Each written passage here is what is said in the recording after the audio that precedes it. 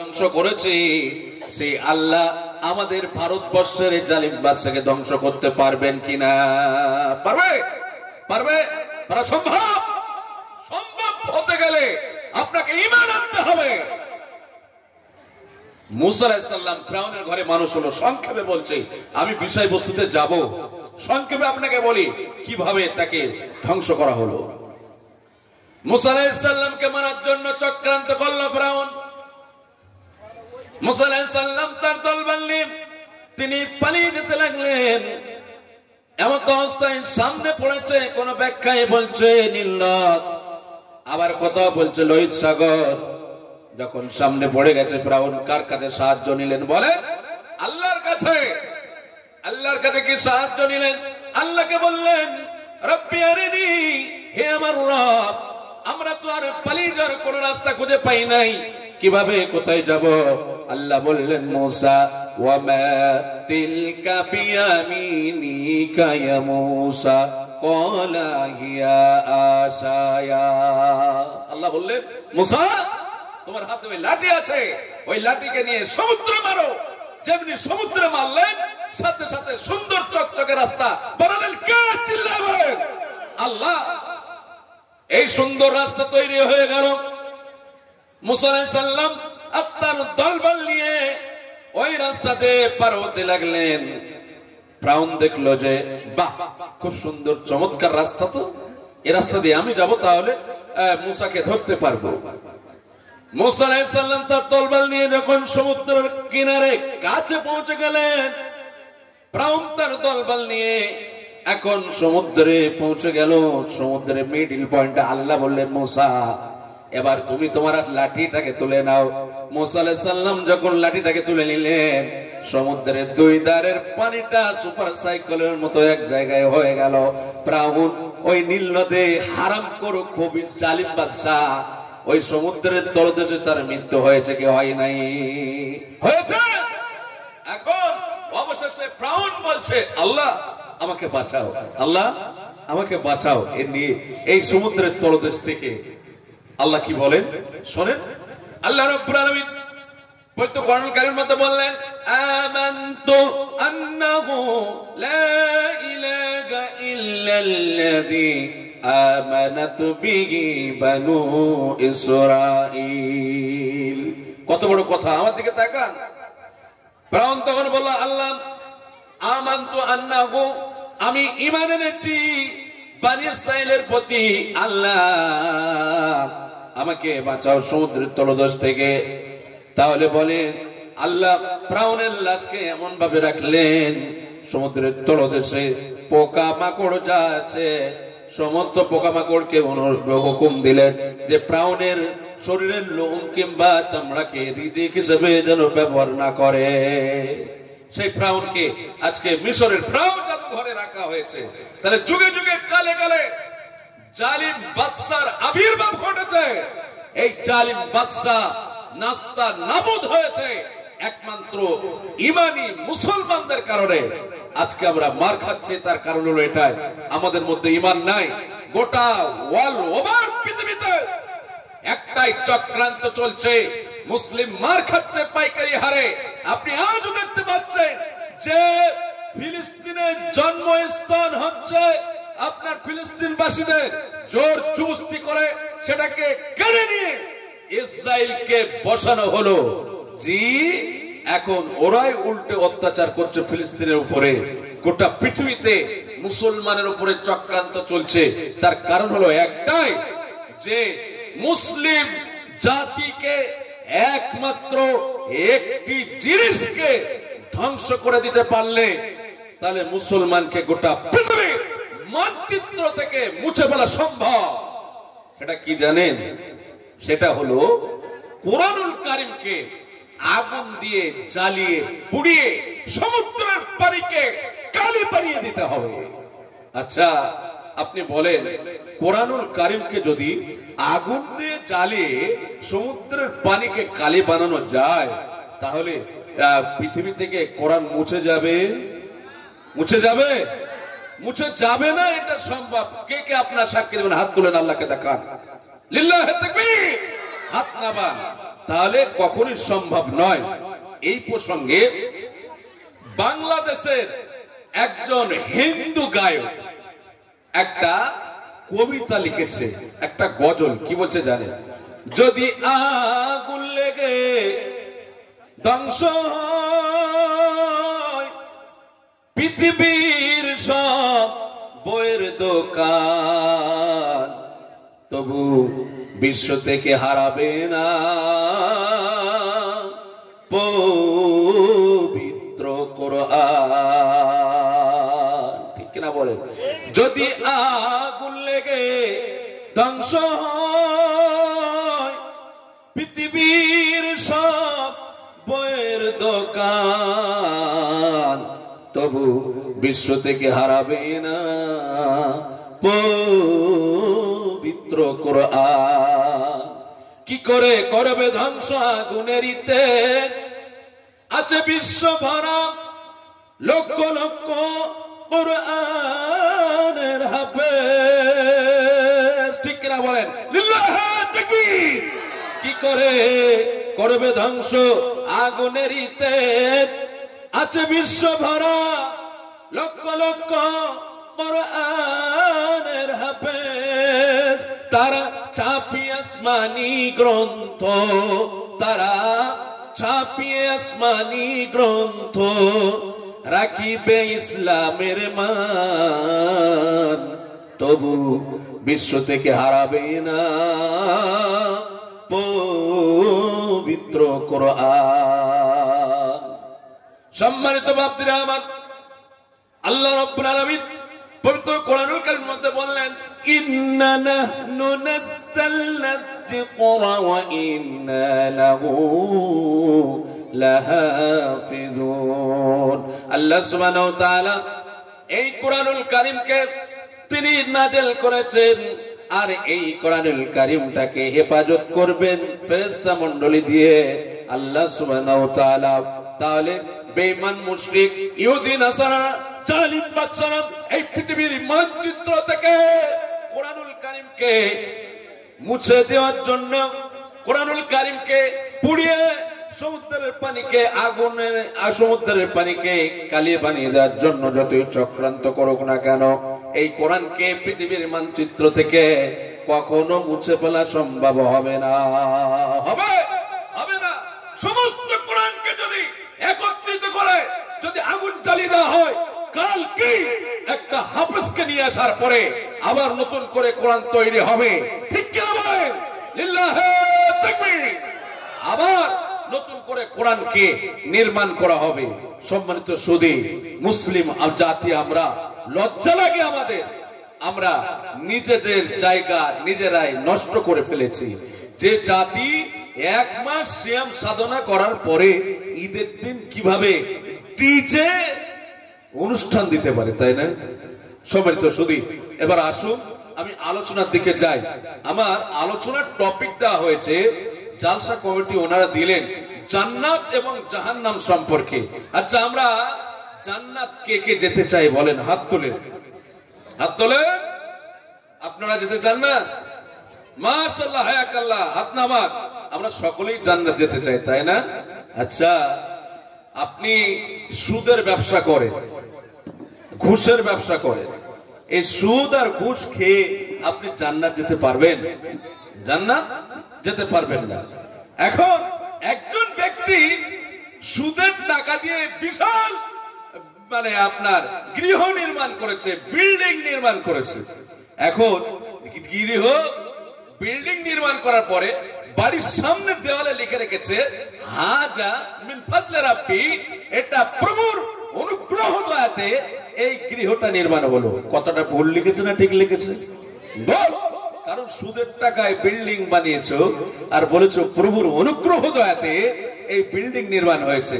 Something is wrong. আল্লামা ইকবাল কি বলছে জানেন? এ ইমারত বানি গে সুদ সে, এ ইমারত बनी है घूस से, ऐ मेरे मुरब्बी, और उसमें लिखा है हाजा मिन फजले रब्बी। এই বেয়াকুব নালায়েক সুদে ঘুষের টাকাতে বিল্ডিং নির্মাণ করেছে আর বলছে এটা এই ঘরটা নির্মাণ হলো প্রভুর অনুগ্রহ দয়াতে। এই জান্নাত যাবে জি? জান্নাত যাবে? জান্নাত যেতে পারবে না। জান্নাত যেতে গেলে আপনাকে কোরআন সুন্নাহর আলোতে আসতে হবে। কোরআনে কি বলেন আল্লাহ শোনেন। আল্লাহ রাব্বুল আলামিন পবিত্র কোরআনুল কারীমের মধ্যে বলেন, ইন্নাল্লাযীনা আমানু ওয়া আমিলুস সালিহাতি কানাত লাহুম জান্নাতুল ফিরদাউসি নুজুলা।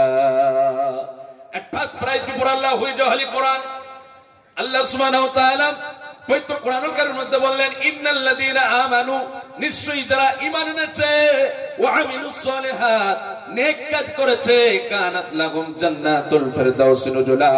আল্লাহ রাব্বুল আলামিন বলেন তার জন্য আমি জান্নাতের সর্বোত্তম জান্নাত জান্নাতুল ফিরদাউস রিজার্ভ করে রেখেছি। জান্নাতুল ফিরদাউস যেতে গেলে আপনাকে দুইটা কাজ করতে হবে। নাম্বার 1, আল্লাহ সুবহানাহু ওয়া তাআলার প্রতি বিশ্বাস স্থাপন রাখতে হবে। নাম্বার 2, এবং ওয়া আমিলুস সালিহাত, নেক কাজ করতে হবে, ভালো কাজ করতে হবে। কাজ দুই প্রকার, একটা ভালো আর একটা খারাপ। একজন ব্যক্তি কোনো কাজ নাই, সারা দিনে কিছু না তিন বান্ডিল করে বিড়ির প্যাকেট শেষ করে, এটা তার কাজ, ডিউটি, তাই না? এখন এই বিড়িখোর, এই হারামখোর, এই বিড়ি খেয়ে জান্নাত যেতে পারবে? হ্যাঁ, এ তো দুনিয়াতে এর মুখটা মানে পাটা পাটা গন্ধ করে জি। হ্যাঁ, এই জান্নাতে গিয়েও তো নষ্ট করবে জান্নাতটাকে, তাই না? একদিন একটা জালসায় গেছি, বুঝলেন তো? জালসায় গিয়ে একজন বেয়াকুব নালায়েক বলছে যে আচ্ছা মাওলানা সাহেব, সমস্ত কাজ করতে গেলে ইসলামের বিধান আছে, দোয়া বলে কাজ করতে হয়। আচ্ছা আপনি বলেন তো মাওলানা সাহেব, এটা কি আপনার জানা আছে বিড়ি খেলে কি দোয়া বলতে হয়? আমি বললাম বেয়াকুব নালায়েক, বিড়ি খাওয়ার দোয়া আছে নাকি? বলছে কেন? আমি একদিন শুনছিলাম বিড়ি খাওয়ার একটা দোয়া আছে নাকি। বলছে আল্লাহুম্মা বারিক লানা ফিমা বিড়িটানা। বাহ, তার মানে সব জায়গায় দোয়া আছে, এই বিড়ি খাওয়ার দোয়া লাগিয়ে দিয়েছে, তাই না? সম্মানিত বাপজিরা আমার, আমি আপনাদেরকে বলতে চাইছিলাম আল্লাহ রাব্বুল আলামিন বলেন, গোলাম দুইটা ভালো কাজ করলে তুমি জান্নাত যেতে পারবে। নাম্বার 1, আল্লাহর প্রতি বিশ্বাস স্থাপন রাখতে হবে। দ্বিতীয় নম্বর, আল্লাহ সুবহানাহু ওয়া তাআলা বলেন ওয়া আমিলুস সালিহাত, নেক কাজ করতে হবে, ভালো কাজ করতে হবে। নেক কাজ ভালো কাজ করলে আল্লাহ সুবহানাহু ওয়া তাআলা আপনাকে জান্নাতের উচ্চ মর্যাদা জান্নাতুল ফিরদাউস দান করে দিবে। তাহলে ভালো কাজ করতে হবে। নাম্বার 1, আল্লাহর প্রতি বিশ্বাস আস্থা রাখতে হবে, ভালো কাজ করতে হবে। এবার ভালো কাজটা কি আপনাকে বলি। ভালো কাজ হচ্ছে মানুষকে সৎ কাজের আদেশ দেওয়া, অসৎ কাজের নিষেধ করা, তাই না? আল্লাহ সুবহানাহু ওয়া তাআলা এই ব্যাপারে তিনি কি বললেন? তা'মুরুনা বিল মা'রুফি ওয়া তানহাউনা আনিল মুনকার, মানুষকে সৎ কাজের আদেশ দিবে আর অসৎ কাজের নিষেধ করবে গোলাম, তাহলে তুমি জান্নাত চলে যাবে। আর আব্দুর রাজ্জাক, আব্দুর রশিদ বলছে এমন তাকে মাথার মধ্যে ব্রেন ওয়াশ করেছে যে শোন, ওই সম্পত্তিটা তুই এইভাবে এমন ছক কষলে তুই ওই সম্পত্তিটা পেয়ে যাবি। বলছে তুই এক কাজ করবি, রাতের বেলাতে ওই সম্পত্তি গিয়ে তুই এইভাবে চতুর্দিকে ঘেরাও করে দিবি, তাহলে সম্পদটা তোর হয়ে যাবে, তাই না? আজকে দেখেন মুসলিম জাতি লাঞ্ছিত অপমানিত কেন হবে না? আপনি কোর্টে গিয়ে দেখতে পাবেন 100-র মধ্যে 95% মুসলিম কোর্টে তার মামলা চলছে। কই অন্য ভাইয়ের মামলা তো চলে না, আপনার মামলা চলে কেন? প্রশ্ন করলাম উকিল সাহেব, কোর্টে মামলা চলছে, 100-র মধ্যে 99% মুসলিম কোর্টে তাদের মামলা চলছে। আচ্ছা কোন বিষয়ে মামলা চলছে?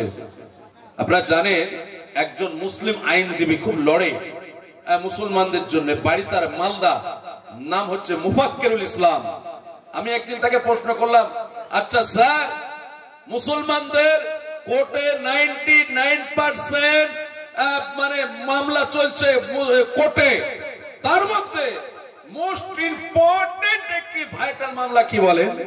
বলছে ভাইটাল মামলা হুজুর আপনি শুনবেন, আমার সাথে খুব খাতির ওনার, মাঝে ফাঁকে একটু আইন সংক্রান্ত বিষয় নিয়ে আমি ফোনে আলাপ করি। উনি বলে আমিও একটা বিপদে পড়েছিলাম সম্পদ নিয়ে, যাক আলহামদুলিল্লাহ উনি আমাকে সাজেশন দিয়েছিলেন। তো বিষয় হলো উনি বলছেন যে সব চাইতে মুসলিমদের মামলা হচ্ছে জমি জায়গা এবং সম্পদ নিয়ে। হ্যাঁ, সম্পদ নিয়ে কি মামলা? বলছে কখনো মামলা দেখতে পাওয়া যায় পিতা চারটি ছেলে, একজন পিতার চারটি ছেলে, তিনজনের নামে সম্পদকে লিখে দেওয়ার পরে একজনের সম্পদকে ফাঁকি মেরে দিয়েছে। আচ্ছা, এই নিয়ে কোর্টে মামলা, তাই না? সম্মানিত বাপদিরা আমার, তাহলে মানুষকে সৎ কাজের আদেশ দিতে হবে, অসৎ কাজে নিষেধ করতে হবে। জমি আপনাকে যদি জোর জবরদস্তি করে আপনি কাউরের সম্পত্তি অর্ধ হাত জায়গা দখল করে নেন, তাহলে আল্লাহ রাসূল সাল্লাল্লাহু আলাইহি ওয়াসাল্লাম বলেন তার গলাতে 7 তবক জমিনকে মালা করে ঝুলিয়ে দেওয়া হবে। কত তবক? 7 তবক জমিনকে মালা করে ঝুলিয়ে দেওয়া হবে। হাদিস কি আপনাকে বলি, আন আয়েশা রাদিয়াল্লাহু তাআলা আনহা قالت قال رسول الله صلى الله عليه وسلم قال من ظلم قيد صبر من العرض تبكاه من سبي أرض। আয়েশা রাদিয়াল্লাহু তাআলা আনহা বর্ণিত, রাসূল সাল্লাল্লাহু আলাইহি ওয়াসাল্লাম বলেন قال من ظلم قيد صبر من العرض, কেউ যদি জোর জবরদস্তি করে অপরের অর্ধ হাত জায়গা দখল করে নেই, আল্লাহ রাসূল সাল্লাল্লাহু আলাইহি ওয়াসাল্লাম বলেন তার গলাতে 7 তবক জমিনকে মালা করে ঝুলিয়ে দেওয়া হবে। তাহলে যারা অর্ধ হাত জায়গার শাস্তি যদি 7 তবক জমিনকে মালা করে ঝুলিয়ে দেওয়া হয়, যারা বিঘা কি বিঘা সম্পত্তি দখল করেছে তাদের গলাতে কত তবক জমিনকে মালা করে ঝুলিয়ে দেওয়া হবে? বলেন। আপনাকে একটা এক্সাম্পল দিই আমি, এভাবে যে আপনি লোহার বাটখারা বোঝেন, কেজি কেজি বাটখারা বোঝেন, 10 কেজি ওজনের বাটখারা 10টা নিবেন। কটা বললাম? 10 কেজি ওজনের লোহার বাটখারা 10টা নিবেন। 10টা নেওয়ার পরে মোটা রশি দিয়ে আপনি মালা তৈরি করবেন। মালা তৈরি করার পরে তাহলে 10 10 100 কেজি, এই 100 কেজি লোহার বাটখারার মালা তৈরি করে আপনার গলাতে 10 মিনিট রাখতে পারবেন? হ্যাঁ, না। কেন রাখতে পারবেন না? আর আব্দুর রাজ্জাক, আব্দুল সাত্তারের জমির আল কেটে গুষ্টি বিক্রি করে দিয়েছে। এখনই চলেন দেখাবো। আজ থেকে 50 বছর পিছিয়ে এই জগৎটা ছিল একটা স্বর্ণযুগ। কারণ আপনি জমি থেকে ফসল আনতে গেলে গরুর গাড়ি করে ফসল নিয়ে আসতেন, ঠিক কিনা বলেন? আর আজকে সেই জমির আল দিয়ে আপনি হাঁটতে পারেন?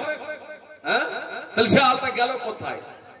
বিশ্ব নবী নবী করিম সাল্লাল্লাহু আলাইহি ওয়াসাল্লাম বলেন قال من ظلم كيد صبر من الارض تبكاه من سبي ارض, কেউ যদি অপরের জোর জবরদস্তি করে অর্ধেক হাত জায়গা দখল করে নেয়, আল্লাহ রাসূল সাল্লাল্লাহু আলাইহি ওয়াসাল্লাম তার গলাতে 7 তবক জমিনকে ঝুলিয়ে দেবেন। আল্লাহ রাসূল বললেন ইনি, তাহলে অর্ধেক হাত জায়গার শাস্তি যদি 7 তবক জমিনকে মালা করে ঝুলিয়ে দেওয়া হয়, তাহলে যারা বিঘা কি বিঘা সম্পত্তি দখল করেছে তাদের গলাতে কত তবক জমিনকে মালা করে ঝুলিয়ে দেওয়া হবে? আপনি বলেন। আজকে সম্পদ নিয়ে এত মারামারি, জানেন? ভাই ভাইকে সম্পদের জন্য হত্যা করছে, মাথায় লাঠি মারছে, কুড়াল চালাচ্ছে। কবি কি বলছে জানেন? হায় রে মুমিন ভাইয়া, অবুঝয়ে থাকবি কতকাল, অবুঝয়ে থাকবি কতকাল। ভাই ভাই মারামারি কেন করো আব্দুল বারি? এক কাটা জমির তরে ভাইয়ের মাথায় লাঠি পড়ে, এক কাটা জমির তরে ভাইয়ের মাথায় লাঠি পড়ে। মুমিন ভাইয়া অবুঝ হয়ে থাকবি কতকাল, অবুঝ হয়ে থাকবি কতকাল। আজ ভাঙিল বাবরি মসজিদ, কাল ভাঙিবে তাজমহল। আজ ভাঙিল বাবরি মসজিদ, কাল ভাঙিবে তাজমহল। এমনি করে ভাঙবে রে তোর, এমনি করে ভাঙবে রে তোর বুকেরি পঞ্জর রে মুমিন ভাইয়া। অবুঝয়ে থাকবি কতকাল, হায় রে মুমিন ভাইয়া অবুঝয়ে থাকবি কতকাল। সম্মানিত বাপজিরা আমার, কোরআন এবং সুন্নাহর আলোতে বর্তমানকে প্রেক্ষাপট নিয়ে আপনাকে একটা জিনিস বোঝাতে চাই, অপরের সম্পদকে দখল করে কখনো জান্নাত যাওয়া যায় না। জান্নাত যেতে গেলে আল্লাহ সুবহানাহু ওয়া তাআলা বলেন ওয়া আমিলুস সলিহাত, আপনাকে নেক কাজ করতে হবে, ভালো কাজ করতে হবে। এই আয়াতটাকে কেন্দ্র করে আমি এই বিষয়বস্তুটাকে সেটিং করেছি আপনাদেরকে বোঝানোর জন্য। এই আয়াতকে নিয়ে আপনাদেরকে তাফসীর করছি যে জান্নাত যেতে গেলে ভালো কাজ করতে হবে, নেক কাজ করতে হবে, তাহলে আপনি জান্নাতের উত্তম মর্যাদা জান্নাতুল ফিরদৌস আপনি যেতে পারবেন। আপনাকে ওরা বোঝাতে চাই, আপনার নাম আব্দুল সাত্তার, আব্দুল গফফার, আব্দুর রহিম, আব্দুর রহমান, আপনি জান্নাত যেতে পারবেন। আপনার নামে মুসলিম, তাই না? মান ক্বালা লা ইলাহা ইল্লাল্লাহ ফাদাখালাল জান্নাহ, যে শাহাদা পাঠ করেছে সে একদিন জান্নাত যাবে। আলেম উলামারা এই হাদিসটা বলে, আর আপনি বলেন যে আমি সালাত আদায় করি না, আমি ঘুষ খাই, আমি জান্নাত যাব, তাই না? হাদিসটা এমনটা নয়। কলেমা পড়লেই যে জান্নাত যাবেন কথাটা ঠিক, কিন্তু আপনাকে মুসলমান হতে হবে। জি, মুসলমান হতে হবে, কোরআন সুন্নাহর প্রতি অটল থাকতে হবে, আল্লাহকে বিশ্বাস স্থাপন রাখতে হবে। জি, এরপরে আপনি কিন্তু জান্নাত যেতে পারবেন। কেমন সর্বশেষ জান্নাতি ব্যক্তি যিনি হবে এ বিষয়ে একটা হাদিসের উদাহরণ আপনাকে দিই। ফ্যানের হাওয়াটা আসছে না, একটু করে সরো। সর্বশেষ ব্যক্তি কিভাবে জান্নাতে যাবে আপনি দেখবেন। হাদিসটা আপনাকে শোনাই, হাদিসটা লম্বা চওড়া, আমি আপনাকে বাংলায় ব্যাখ্যা করি। সেটা হলো এই, আল্লাহ সুবহানাহু ওয়া তাআলা তিনি বলবেন সর্বশেষ জান্নাতীকে, ও সর্বশেষ জাহান্নামীকে আল্লাহ সুবহানাহু ওয়া তাআলা বলবেন সর্বশেষ জাহান্নামী কি করে জান্নাতে যাবে। আল্লাহ সুবহানাহু ওয়া তাআলা সর্বশেষ জাহান্নামীকে বলবেন, ও জাহান্নামী, আর তোমাকে জাহান্নামে থাকা লাগবে না। আল্লাহ এই কথা বলেননি যে তোমাকে আমি জান্নাতে দিয়ে দেব। সর্বশেষ জাহান্নামী তিনি চিৎকার করে বললেন, রব্বি আরিনি, হে আমার রব, আপনি যে আমাকে জান্নাতে থাকা লাগবে না আপনি বলেছেন, এটা খুব সুন্দর কথা। বিকট আকারে চিৎকার করে তিনি বললেন, আল্লাহ, আমি জাহান্নামে দীর্ঘদিন পুড়ে পুড়ে গোটা শরীরটা কয়লা তৈরি হয়ে গেল। রব্বুল আলামিন, আমাকে জাহান্নামে আর রাখা হবে না আমি জানি, কিন্তু আমাকে জাহান্নাম থেকে বাইরে করে জান্নাতের দরজার দিকে আমাকে রাখা হোক। আল্লাহ সুবহানাহু ওয়া তাআলা বলবেন, আচ্ছা তোমার কি এই কথাটাই শেষ, আর কিছু তোমার লাগবে না তো, আর কিছু বলবে না তো তুমি? বলো না আল্লাহ। বলে তাহলে এখনই তুমি সিগনেচার করো এই খাতার উপরে। বলে ঠিক আছে আল্লাহ, আমার আর কিছু লাগবে না। কারণ সেই ব্যক্তিটাকে জান্নাতের দরজার বেশ অনেকটা দূরে তাকে রাখা হলো। আবার চিৎকার করে বলছেন, রব্বি আরিনি, হে আমার রব আল্লাহ, কতদিন না জানি জাহান্নামে পড়েছি, জাহান্নামে পুড়ে পুড়ে আমার শরীরটির রং হয়ে গেল কালো। আল্লাহ, আমাকে ওই জান্নাতের দরজার গোড়াতে যেতে দাও।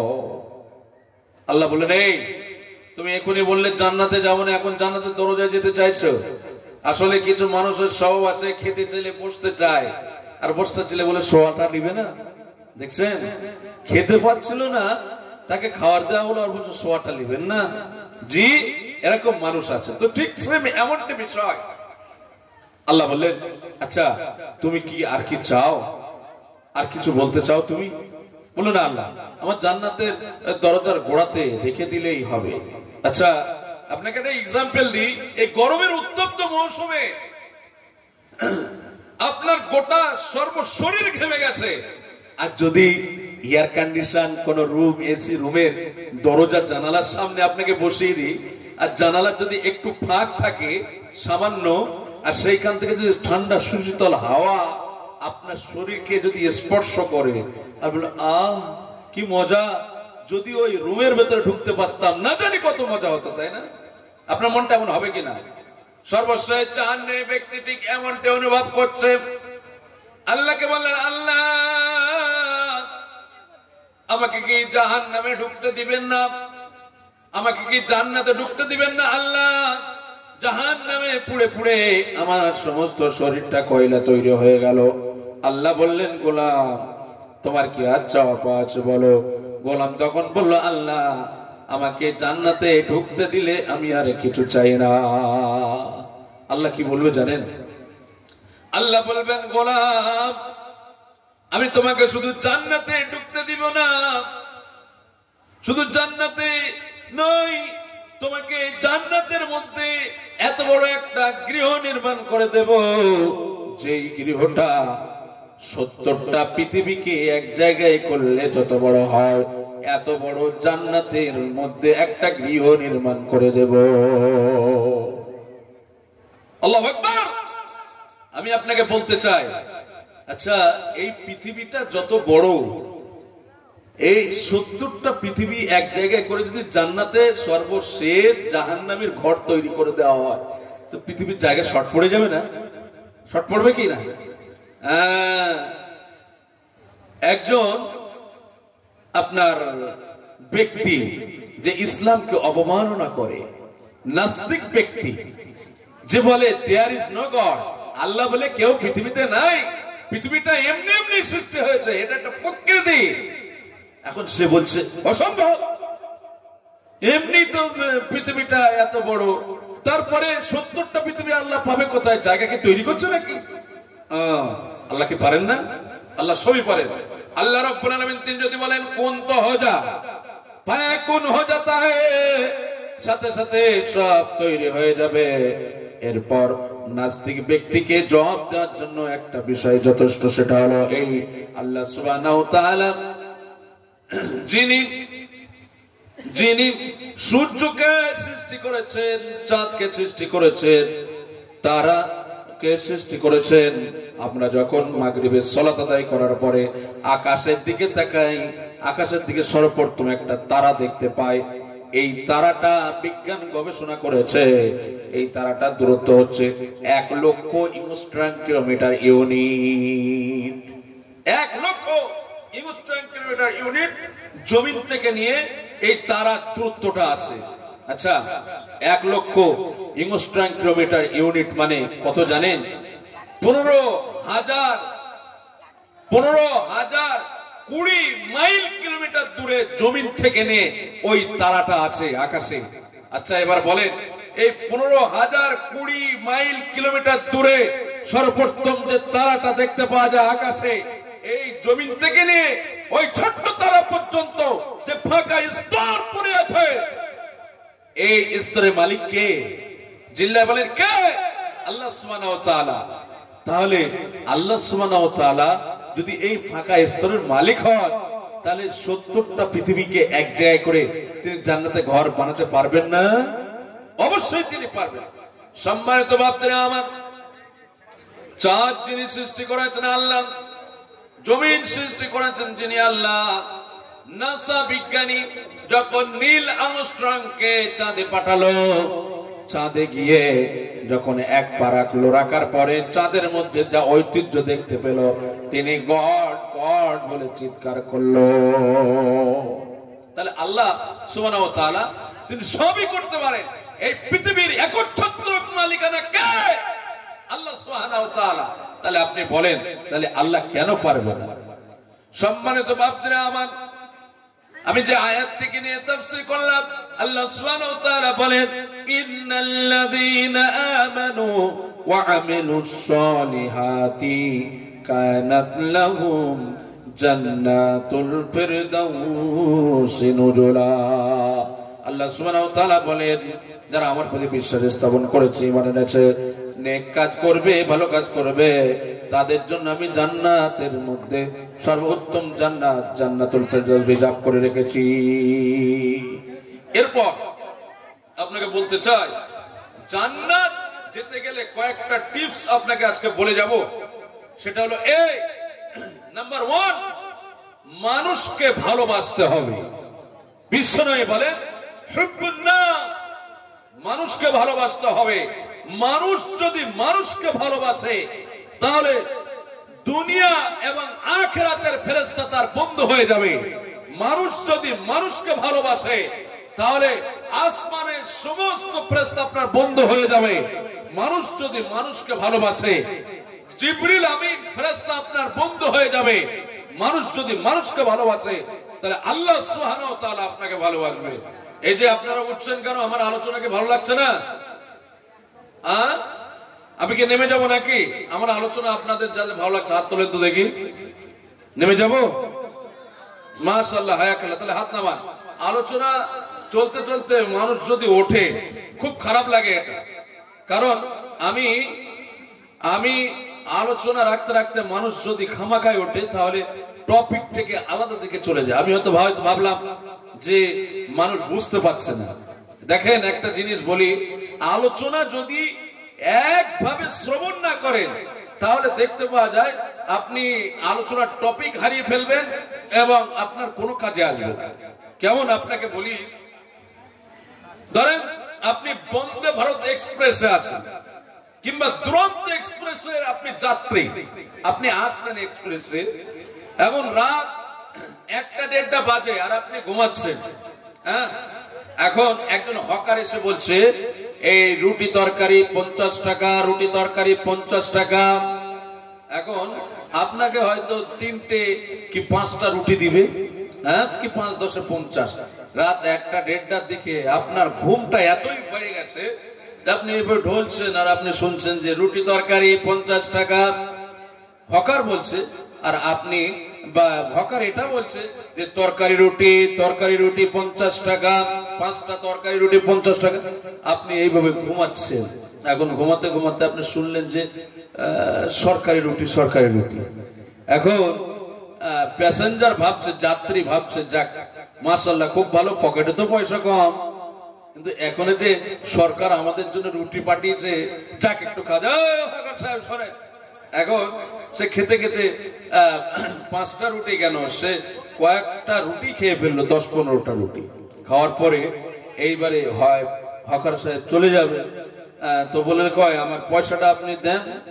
কেন? আমি যে শুনলাম আপনি বললেন সরকারি রুটি।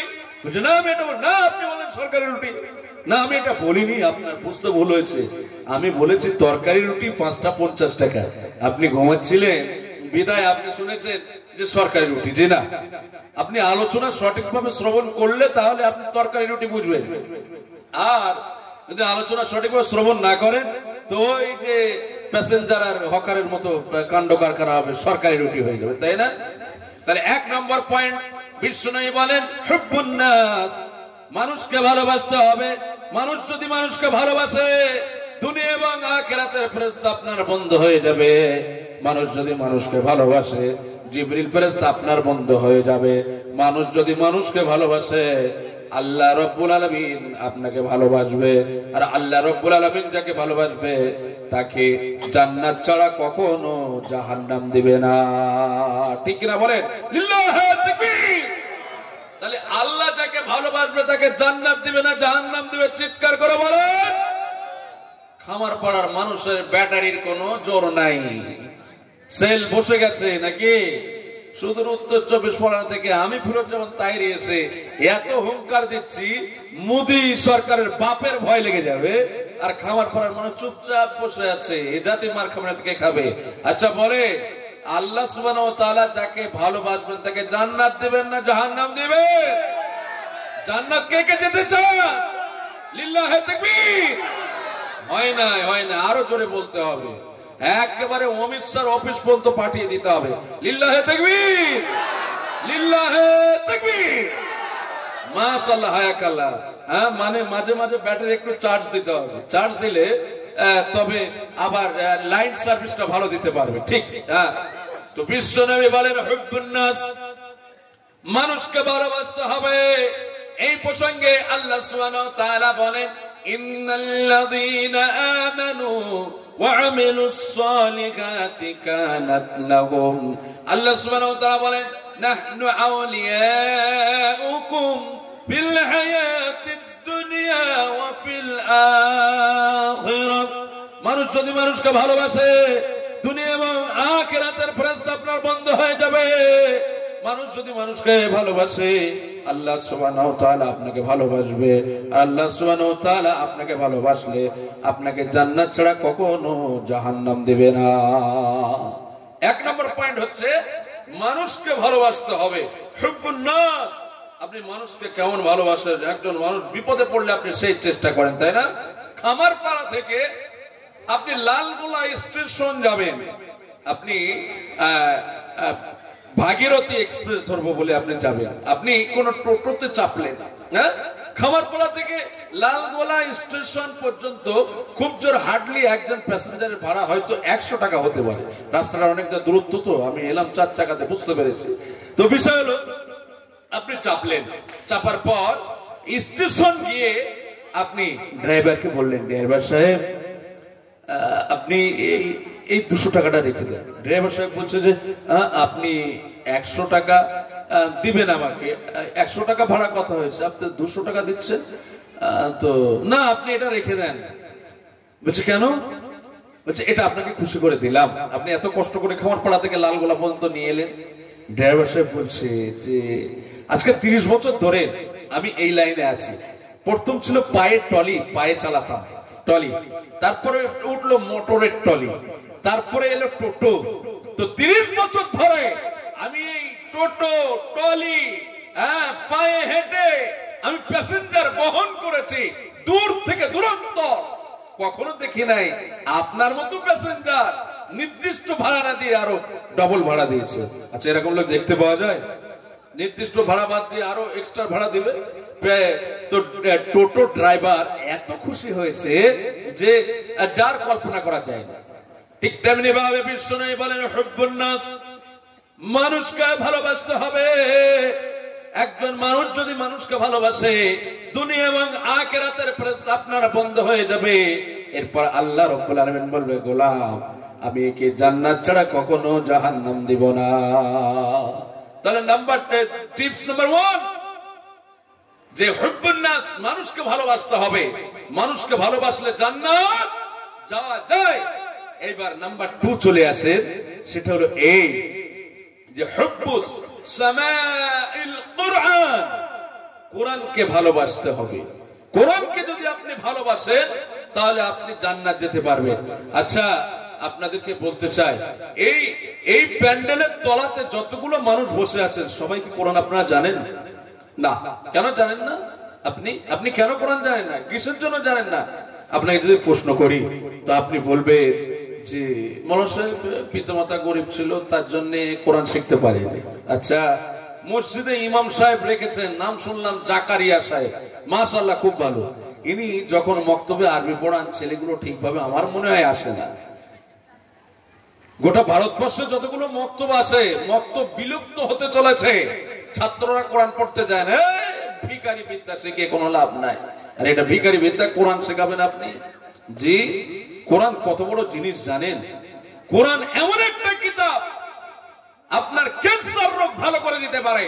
কোরআন এমন একটা বিধান, একজন জিরো হয় কেউ যদি কোরআনের কাছে আসে তাকে হিরো হয় ঘরে পাঠাবে, 100% গ্যারান্টি রয়েছে। আপনারা মানেন কি মানেন না বলেন? এর নাম হচ্ছে কোরআন। তাই বিশ্বনবী বলেন হুব্বুস সামাইল কোরআন, কোরআনকে ভালোবাসতে হবে। কোরআনকে যদি আপনি ভালোবাসেন, ভালোবাসা হবে কাকে? কাকে? আল্লাহকে। তাহলে কোরআন কে পাঠিয়েছে? আল্লাহ। কোরআনের লেখক কে? আল্লাহ আল্লাহ রাব্বুল আলামিন বলেন বাল হুয়া কুরআনুম মাজিদুম ফি লাউহিম মাহফুজ। আল্লাহ সুবহানাহু ওয়া তাআলা লাউহে মাহফুজ থেকে কোরআনকে তিনি পাঠিয়েছেন কাদের জন্য? এই হতভাগা আমাদের জন্য। আল্লাহ রাব্বুল আলামিন বলেন এই কোরআনকে আমি শুধু লাউহে মাহফুজ থেকে পাঠাই নাই, এটা মানুষের হেদায়েতের জন্য কিতাব। আল্লাহ বলেন হয়তো কোরআনুল কারীমের মধ্যে যালিকাল কিতাবু লা রাইবা ফিহি হুদাল লিল মুত্তাকিন। আল্লাহ সুবহানাহু ওয়া তাআলা বলেন যালিকাল কিতাবু লা রাইবা ফিহি, এই কিতাবের মধ্যে কোনো সন্দেহের অবকাশ নাই, কোনো সন্দেহ নাই। হুদাল লিল মুত্তাকিন, এটা মানুষের হেদায়েতের জন্য কিতাব। তাহলে এমন কিতাব আল্লাহ পাঠালেন, আর যে আল্লাহ কিতাব পাঠিয়েছেন সেই কিতাবকে যদি আপনি পড়েন তাহলে আজ ভালোবাসা হবে আল্লাহকে, আর আল্লাহকে ভালোবাসা হলে আপনাকে জান্নাত ছাড়া কখনো জাহান্নাম দিবে না। কিন্তু হতভাগা মুসলমান কোরআন পড়ে না। আমরা একটা ফতোয়া শিখেছি কি জানেন? ফতোয়া শিখেছি যে কোরআন পড়বে হাফেজ আর আলেমেরা, আমরা কেন কোরআন পড়বো? কোরআন পড়া হবে মাদ্রাসাতে। আরে ঠিক কিনা বলেন? কোরআন পড়বে আলেম আর হাফেজেতে, আমরা কেন কোরআন পড়তে যাবো? খেয়ে দিয়ে কাজ নাই, এত টাফ শব্দ আরবি শব্দ মাথায় ঢোকে না, আর মা বাপের খেয়ে দিয়ে কাজ নাই। সকালবেলাতে জাকারিয়া সাহেবের কাছে মসজিদে পড়তে পাঠাচ্ছে। আচ্ছা খেয়ে দিয়ে কাজ নাই আপনি বলছেন, তাই না? আপনার ছেলেকে ডাক্তার বানাচ্ছেন, ইঞ্জিনিয়ার বানাচ্ছেন, প্রফেসর বানাচ্ছেন, তাই না? লক্ষ লক্ষ টাকা ব্যয় করে আপনি যে ছেলেকে ডাক্তার বানিয়েছেন, ইঞ্জিনিয়ার বানিয়েছেন, প্রফেসর বানিয়েছেন, সায়েন্টিস্ট বানিয়েছেন, কিন্তু আপনি যখনই মারা গেছেন আপনার ছেলের দ্বারাতে জানাজা সালাত পড়ানোর ক্ষমতা নাই। আচ্ছা কি না বলেন? হ্যাঁ, তখন এবার জাকারিয়া সাহেবকে ডেকে বলেন, জাকারিয়া সাহেব আসেন আমার পিতার জানাজা সালাতটা পড়ান। তাহলে ছেলেকে কি মানুষ তৈরি করে আপনি? তাহলে ভিখারি বিদ্যা দিয়ে জানাজা সালাত পড়াতে পারে, তাই না? আর লক্ষ লক্ষ টাকা খরচ করে সেই ছেলে আপনার জন্য দোয়াও করতে পারে না, দাঁড়িয়ে পেশাব ফেলে। সম্মানিত বাপরা, আমি আপনাকে বলতে চাই কোরআন এমন একটা বিধান যে বিধানকে আপনি পড়লে এই কোরআন আপনাকে জান্নাত নিয়ে যাবে, 100% গ্যারান্টি রয়েছে।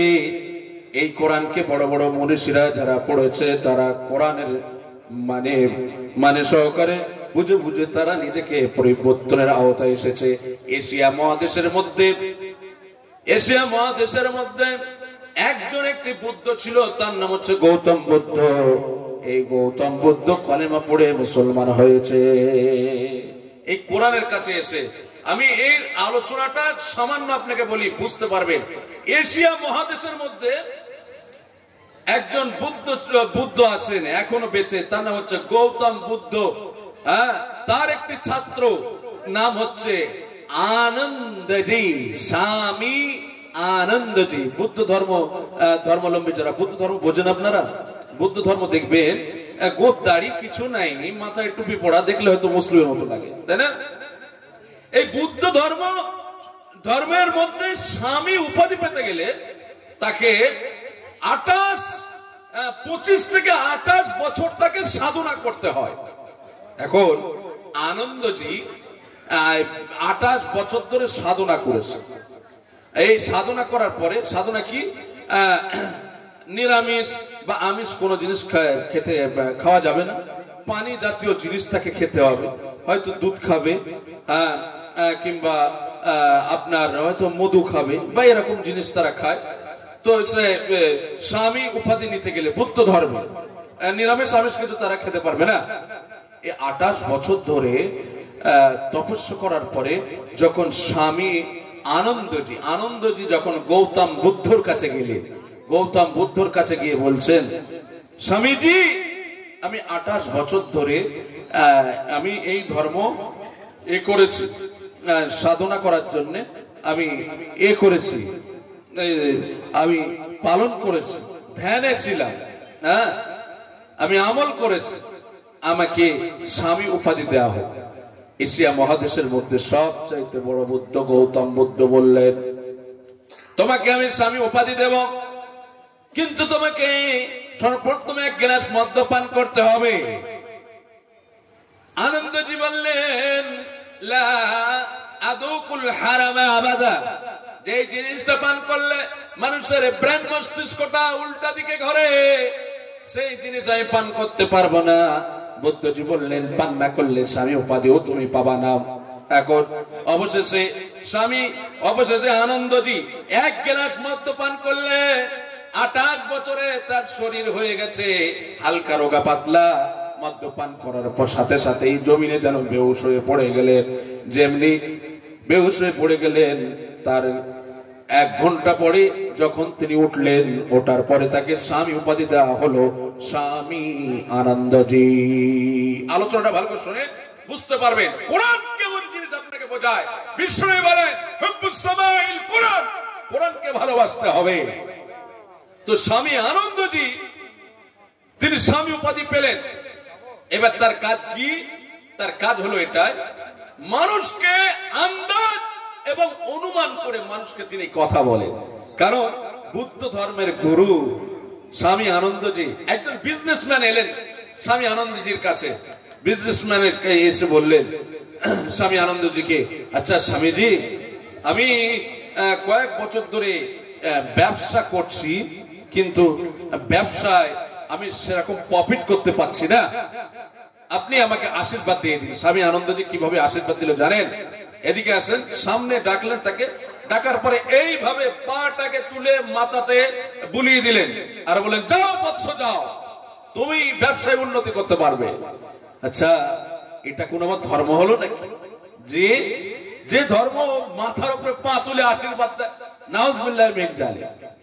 এরপর আরো একজন বড় কোটিপতি শিল্পপতি স্বামী আনন্দজির কাছে বললেন, স্বামী আনন্দজি, আমার 3 কন্যা সন্তান, আমার পুত্র সন্তান নাই, অতএব আপনি এমন আশীর্বাদ দেন যাতে করে পুত্র সন্তান যেন আমার হয়।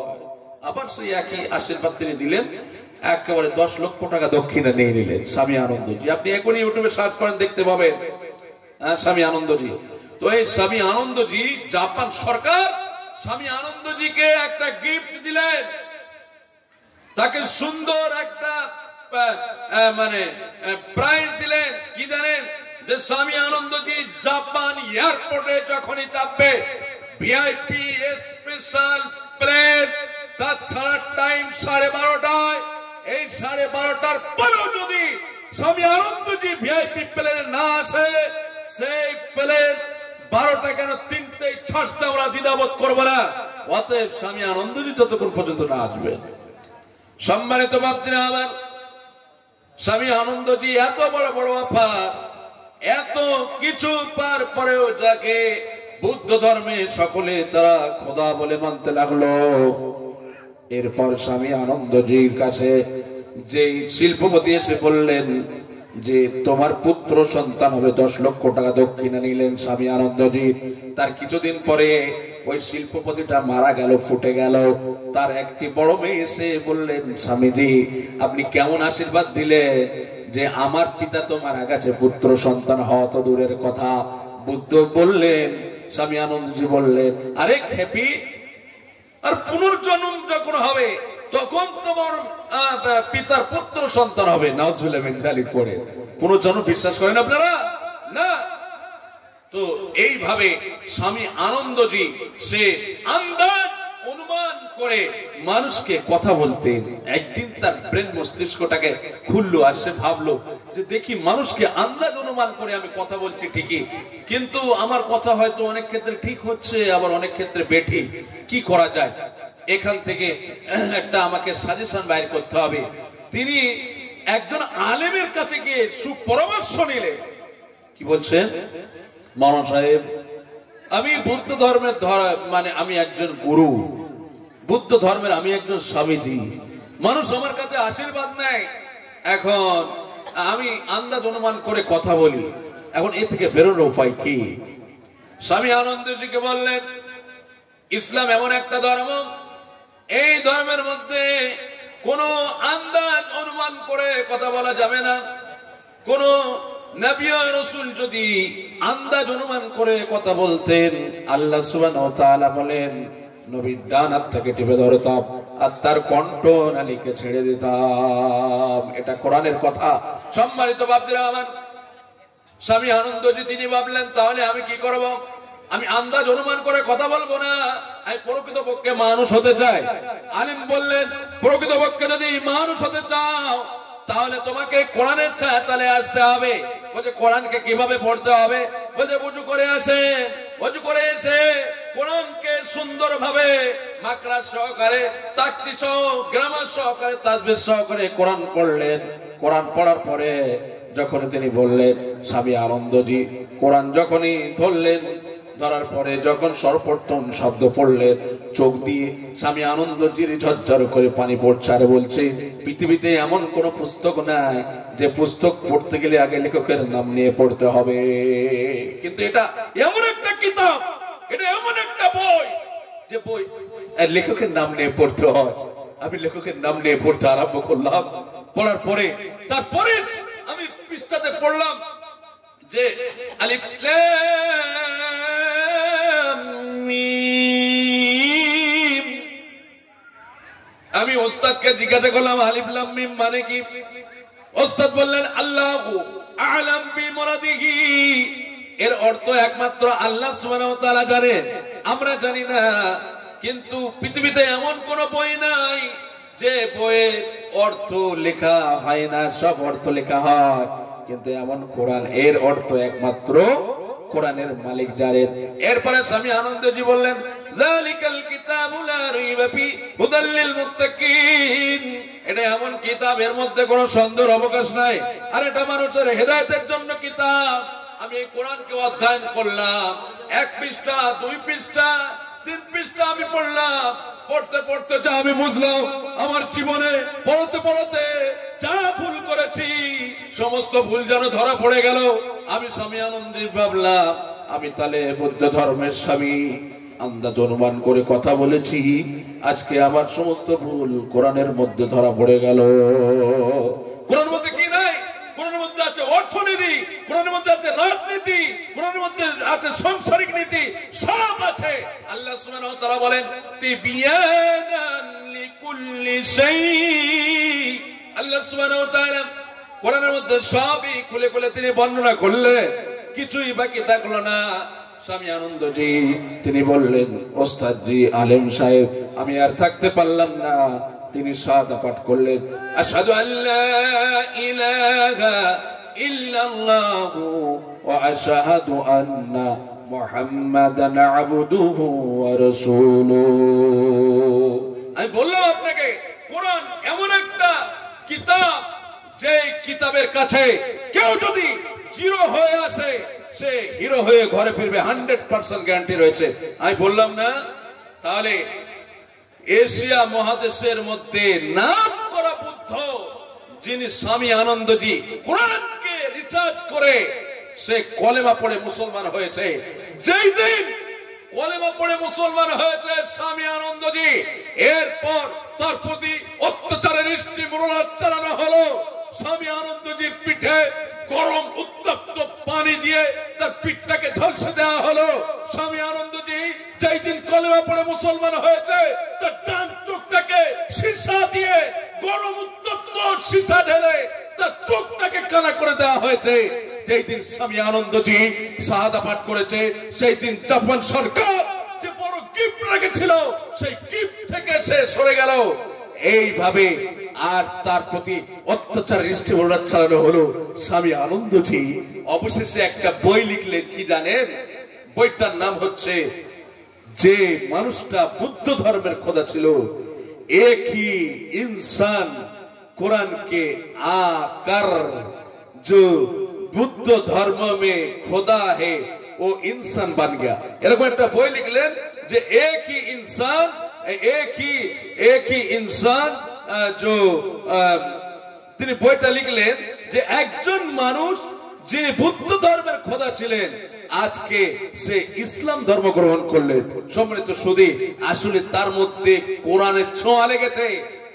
যে কথাটা বলতে চাইছিলাম, বিশ্বনবী বলেন হুব্বুস সামাইল কোরআন, কোরআনকে ভালোবাসতে হবে। কোরআনকে যদি তুমি ভালোবাসো তাহলে ভালোবাসবে কে? আল্লাহ সুবহানাহু ওয়া তাআলা। আর আল্লাহ সুবহানাহু ওয়া তাআলা আপনাকে ভালোবাসলে আপনাকে জান্নাত ছাড়া কখনো জাহান্নাম দিবে না। কোরআন এমন একটা বিধান। তাহলে দ্বিতীয় টিপস কি পেলাম? কোরআনকে ভালোবাসলে, কোরআনকে পড়লে জান্নাত যাওয়া যায়। একজন সাহাবী এসে আল্লাহ রাসূলকে বলছেন, একটু সরে যাবেন, ফেরের হাওয়াটা লাগতে দেবেন। আল্লাহ রাসূলকে বলছেন, ইয়া রাসূলুল্লাহ, আপনি আমাকে এমন আমল শিখিয়ে দেন যে আমল আমাকে জান্নাতের দিকে নিয়ে যায়। আল্লাহ রাসূল বললেন যে তুমি কোরআনকে পড়ো ভালোভাবে, ভালোভাবে কোরআনকে পড়ো। বললো আমি তো কোরআন জানি না, কিভাবে পড়বো? বলছে কোরআনের কিছু আয়াত তুমি মুখস্থ করো। বললেন তাহলে কিভাবে মুখস্থ করবো? আল্লাহ রাসূল সাল্লাল্লাহু আলাইহি ওয়াসাল্লাম সাহাবীটাকে বললেন, শোনো, তুমি পড়ো আমিন। সাহাবীটা বললেন, ইয়া রাসূলুল্লাহ, এত টাফ শব্দের মধ্যে উচ্চারণ হবে না, বিশ্বনবী শেখালে, তাহলে তুমি পড়ো।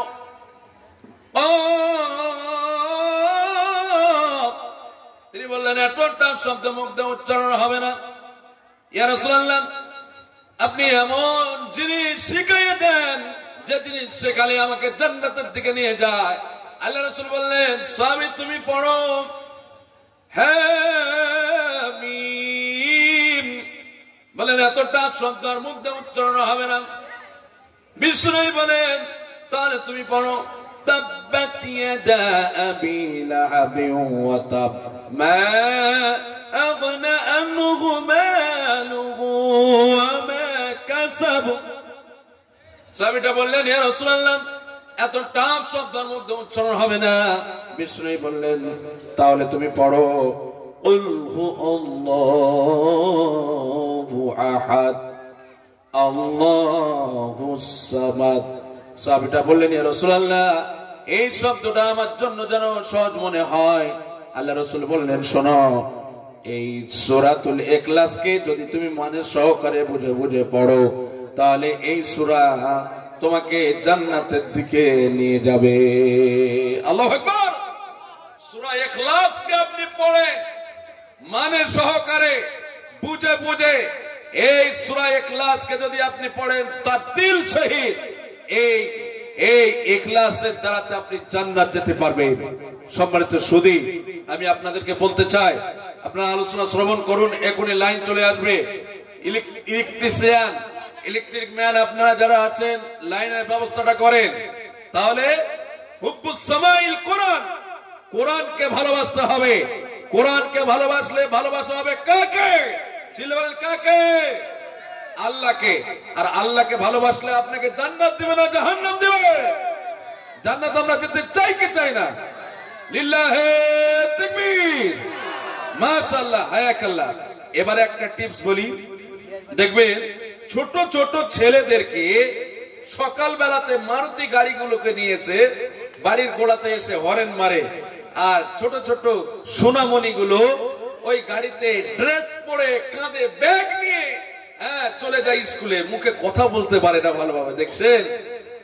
বাড়ির গার্জেন ওই গাড়ির মালিককে মাসে 1000 টাকা করে দেয়, আর যে স্কুলে পড়াশোনা করে সেই স্কুলে দেয় আপনার মাস গেলে 2000 টাকা করে, মানে 3000 টাকা চলে গেল, আর ছেলেকে মক্তবে পাঠায় না। কি ফাটা কপাল! জি, কেন পাঠায় না? ওনারা ভেবেছেন যে এই জেনারেল শিক্ষার থেকে, আরবি শিক্ষার থেকে জেনারেল শিক্ষার মর্যাদা বেশি, তাই না? ওই কারণে। আচ্ছা, আপনার ছেলে আপনি জেনারেল শিক্ষা শেখান, আমার সমস্যা নাই, কিন্তু আরবিটা শেখাতে হবে, এটা হচ্ছে মাস্ট। কোরআন আপনাকে শেখাতে হবে, কারণ কোরআন হচ্ছে আল্লাহর বিধান। দুনিয়াবি মানুষ রচনা করা কিতাবকে আপনি পড়াতে পারছেন, কিন্তু আমাদেরকে যিনি সৃষ্টি করেছেন আল্লাহ সুবহানাহু ওয়া তাআলা, তাহলে তার কিতাবকে আমাদেরকে পড়াতে হবে না? অবশ্যই পড়াতে হবে। আপনার ছেলে যেতে চায় না, কেন যেতে চায় না? আপনি তাকে পাঠান, ভালোবেসে পাঠান, আদর করে পাঠান। দেখবেন যে ছেলেটা ছোট, আদর করে মা ঘুম পাড়ালে সে ঘুমাতে চায় না। মা তখন কানের ভেতরে হাত দিয়ে বলে, বাবা ঘুমাও, মা বলে কচি ঘুমালো পাড়া জোড়ালো বুরকি এলো দেশে আর বুলবুলিতে ধান খেয়েছে খাজনা দেব কিসে। এইভাবে ছন্দ পড়ে মা বাচ্চাকে ঘুম পাড়ায় না। আপনি ঠিক এরকম করে ছন্দ পড়ে আপনার ছেলেকে মসজিদে কিংবা মাদ্রাসায় পাঠান তো আপনি কি বলবেন? দেখবেন ছেলে অটোমেটিকলি ভালো লাগবে। কি বলবেন আপনি? আপনি বলবেন এটা, অজু করে আইনা মোর সোনা ময়না, অজু করে আইনা মোর সোনা ময়না, শেখাবো কোরআন তোকে আজ। ওরে দুষ্টু ছেলে বিসমিল্লাহ বলে আরবি সুরে তুই তুলবি আওয়াজ। অজু করে আইনা মোর সোনা ময়না, অজু করে আইনা মোর সোনা ময়না, শেখাবো কোরআন তোকে আজ।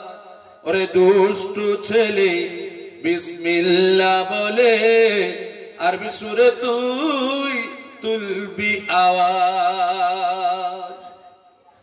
কোরআন পড়া বড় নয় রে কড়া, মনে হবে তোর ছন্দ ছড়া। কোরআন পড়া বড় নয় রে কড়া, মনে হবে তোর ছন্দ ছড়া। হুরুপে হালকি তোকে শেখাবো বই কি, হুরুপে হালকি তোকে শেখাবো বই কি, সহি পড়াটা যায় না কা।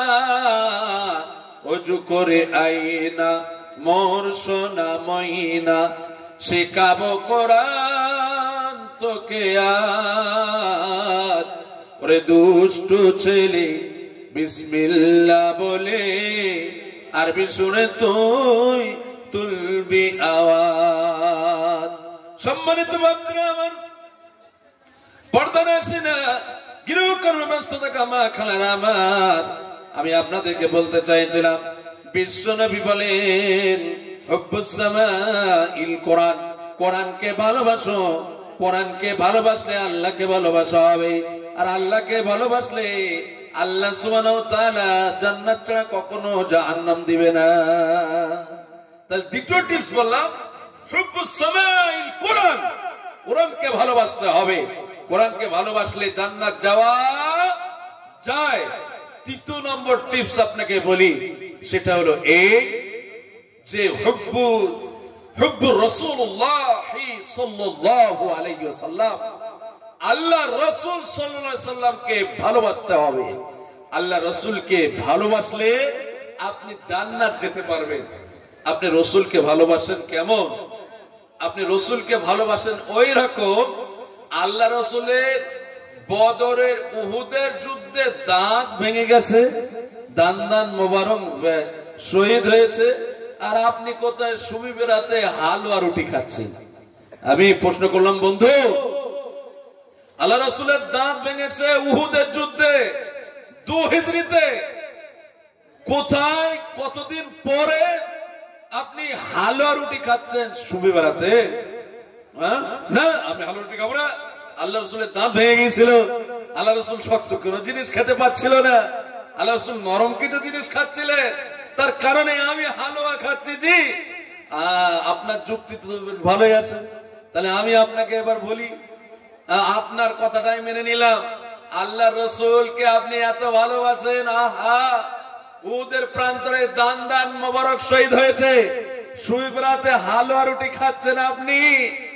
আপনার যুক্তি আমি মেনে নিলাম, তবে আল্লাহ রাসূলকে আরো ভালোবাসা হবে যদি আপনি আপনার কাঁচা দাঁত দুটোকে উপড়ে ভেঙে দিয়ে আপনি হালুয়া রুটি খান। এটা কি করে হয়?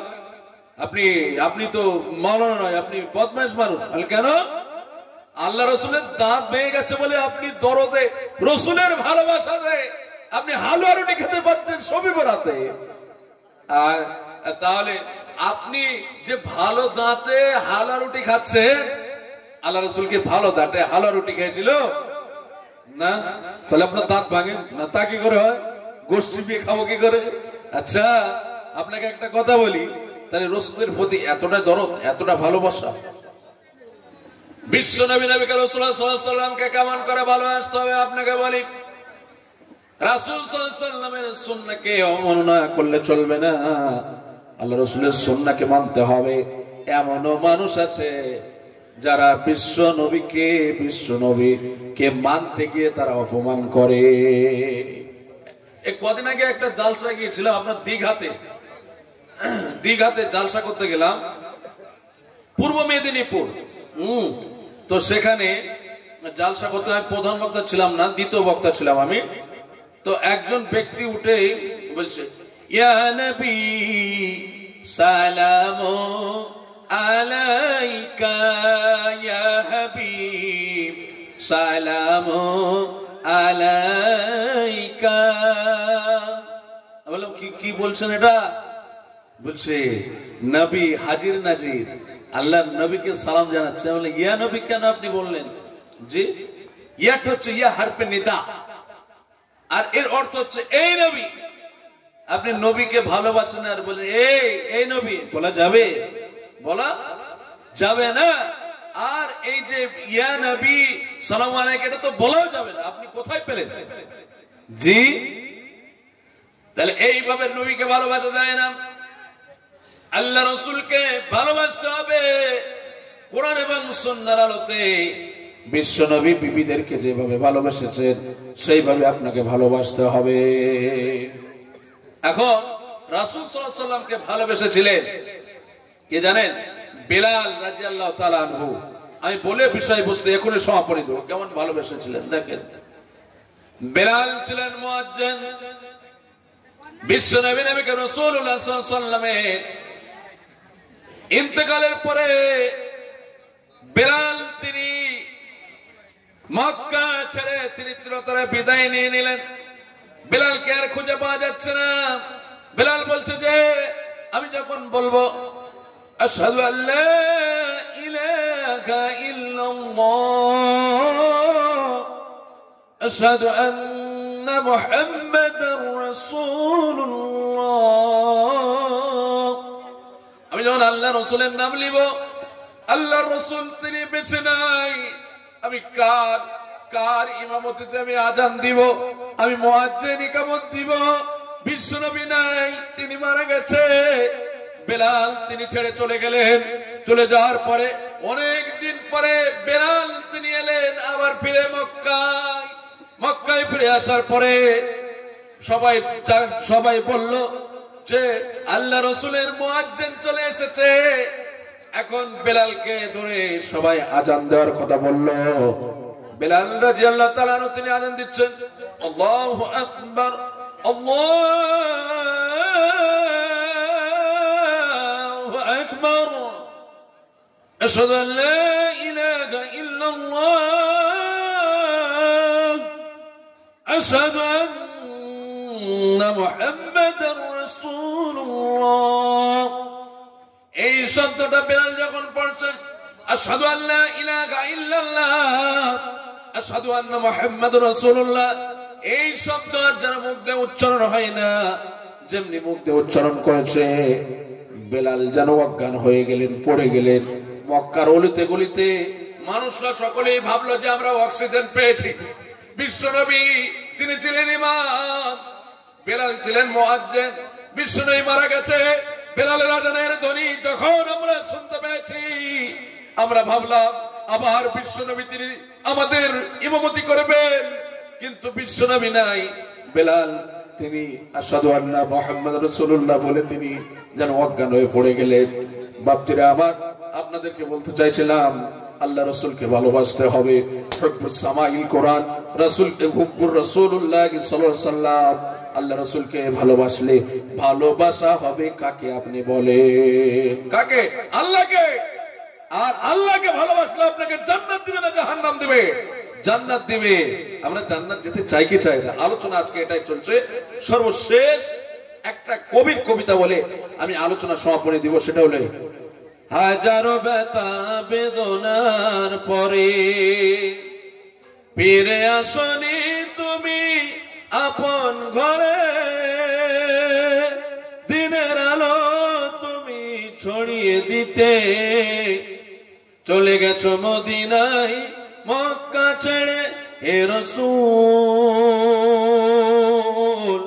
তোমাকে বলি আমি কেমন করে হে রাসূল তোমাকে বলি আমি কেমন করে হাজারো ব্যথা বেদনার পরে ফিরে আসনি তুমি আপন ঘরে দিনের আলো তুমি ছড়িয়ে দিতে চলে গেছো মদিনায় মক্কা ছেড়ে হে রাসূল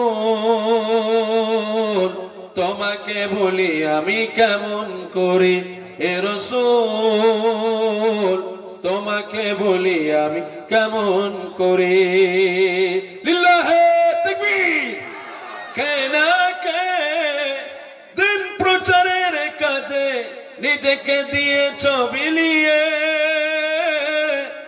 তায়েফের কাফেরেরা চিনল না সে আলো দুষ্টু ছেলেদের পিছু দিল লেলিয়ে ঠিক না বলেন আমার দিকে তাকান কে না কে দিন প্রচারের কাজে নিজেকে দিয়েছো বিলিয়ে তায়েফের কাফেরেরা চিনল না সে আলো দুষ্টু ছেলেদের পিছু দিল লেলিয়ে পাথরের আঘাতে কত বিক্ষত হয়ে সারা শরীর থেকে রক্ত ঝরে হে রাসূল তোমাকে বলি আমি কেমন করে হে রাসূল তোমাকে বলি আমি কেমন করে হীরা গুহায় নবীর দেন আসমান থেকে নামে আল কুরআন বাংলো সবার ভুল নবীর পরে আসলো কোরআনের ছায়া তলে খালিদ উমর ওলীদ আবু বকর ইসলামী ঝান্ডা নীল যে তুলে আল আমিন তুমি ছিলেন যে সদাই সকল মানুষের তরে হে রাসূল তোমাকে বলি আমি কেমন করে হে রাসূল তোমাকে বলি আমি কেমন করে হাজারো ব্যথা বেদনার পরে ফিরে আসনি তুমি আপন ঘরে দিনের আলো তুমি ছড়িয়ে দিতে চলে গেছো মদিনায় মক্কা ছেড়ে হে রাসূল তোমাকে বলি আমি কেমন করে সর্ব টিপস কি বললাম হুব্বু রাসূলুল্লাহ সাল্লাল্লাহু আলাইহি সাল্লাম আল্লাহ রাসূলকে ভালোবাসতে হবে আল্লাহ রাসূলকে ভালোবাসলে ভালোবাসা হবে কাকে আল্লাহ সুবহানাহু ওয়া তাআলাকে আর আল্লাহ সুবহানাহু ওয়া তাআলাকে ভালোবাসলে আল্লাহ সুবহানাহু ওয়া তাআলা আমাদেরকে জান্নাত ছাড়া জাহান্নাম দিবে না অবশেষে সর্বশেষ করি আল্লাহ সুবহানাহু ওয়া তাআলার কাছে ফরিয়াদ করি রব্বুল আলামিন প্রভুদামে আল্লাহ তুমি আমাদের সকলকে জান্নাতের উচ্চ মর্যাদা জান্নাতুল ফিরদাউস দান করুন সকলে উচ্চ স্বরে এক বাক্যে পড়ি আমিন আর জোর হলো না আবার ব্যাটারি বসে গেছে আমিন মাশাআল্লাহ আল্লাহ সুবহানাহু ওয়া তাআলা আমাদের চাওয়া পাওয়াকে কবুল করুন আমিন আমি আলোচনা এখানে শেষ করলাম তবে মানুষের কাছে একটা রাফ মেসেজ আমার বিষয়ে যায় অনেক মানুষ বলেন আপনি হ্যান্ডবিল দেখবেন এখানে নাম লেখা আছে ফিরোজ জামান তাহেরি মানে অনেকে এটাকে